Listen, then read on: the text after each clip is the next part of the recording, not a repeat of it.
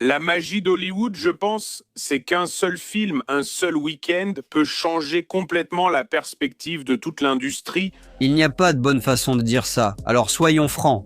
Les choses sont sombres en ce moment. Bien sûr, le box-office en salle rapporte peut-être des millions grâce à la vague sans fin de remake, de reboots et de suites tardives. Mais l'industrie, dans son ensemble, souffre. Plus rien ne se tourne à Los Angeles. Il y a la menace imminente de l'IA et nous sortons de 2 grandes grèves. Hollywood est en difficulté. Et pourtant, il y a un cancer encore plus grand qui ronge les coulisses de Tinseltown. Un problème si énorme que personne ne veut vraiment y faire face. Essentiellement, chaque problème dans l'industrie du cinéma peut être ramené à une seule raison, l'ascension des géants de la tech. Nous sommes en plein cœur de la guerre du streaming. Nous y sommes et elle ne fait que commencer. Jusqu'à présent, est-ce que de grands studios ont contrôlé l'industrie du cinéma et de la télévision? Oui, absolument. Cependant, ces énormes entreprises ont grandi et se sont transformées en quelque chose de très différent. Et elles n'ont qu'un seul objectif: extraire chaque dollar, puis tout réduire en cendres.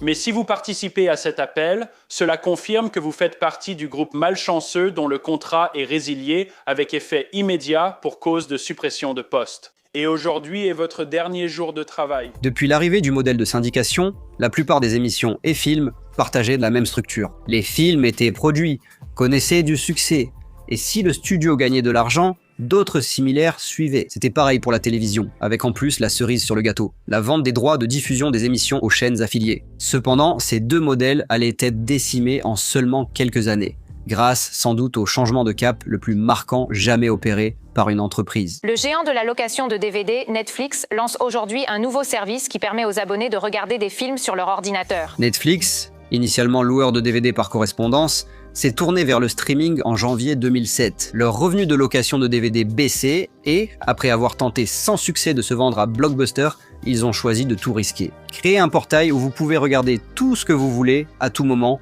via Internet. Plus besoin de disques physiques, plus besoin d'attendre. Tout ce qui a été créé, directement accessible.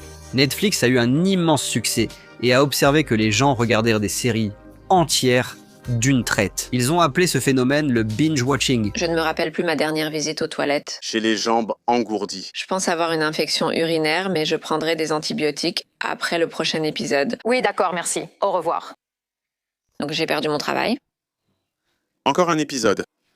Ils ont exploité ce comportement en créant des séries diffusées uniquement sur leur plateforme, publiant toute la saison d'un coup pour répondre à cette habitude de visionnage. Les plus grands succès parmi celles-ci furent Orange is the New Black et House of Cards, et Netflix les a diffusées sans frais supplémentaires pour l'abonné.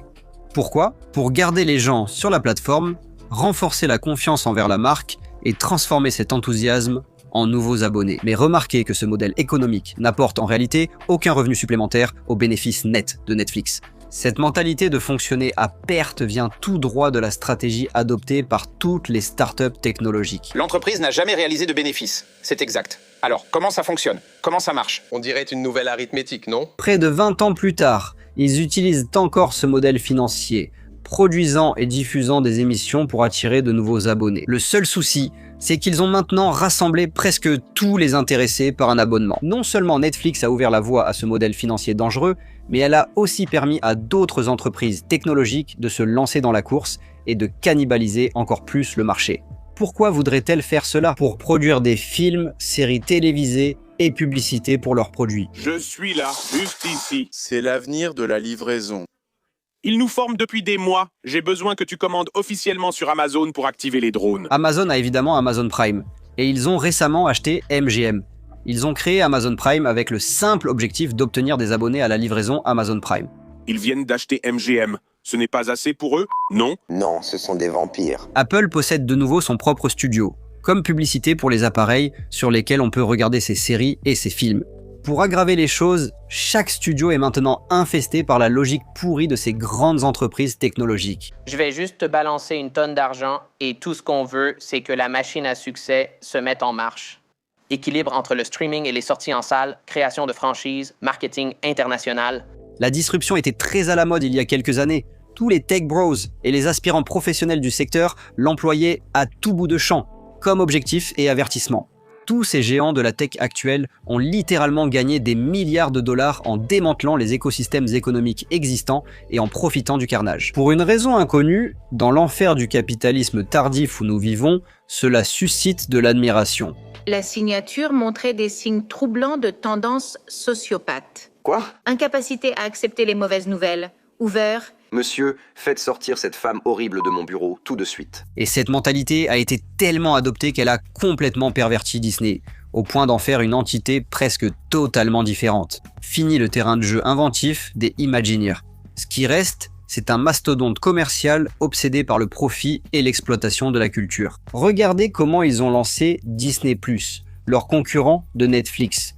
Ils ont gâché le MCU et Star Wars en produisant trop de séries trop vite. Mais ils ont eu ce qu'ils voulaient. Les gens se sont précipités en masse pour voir les nouveautés brillantes, qui se sont révélées ne pas être si étincelantes que ça. Il y a un nouveau Marvel qui est censé être dingue. On devrait aller le voir.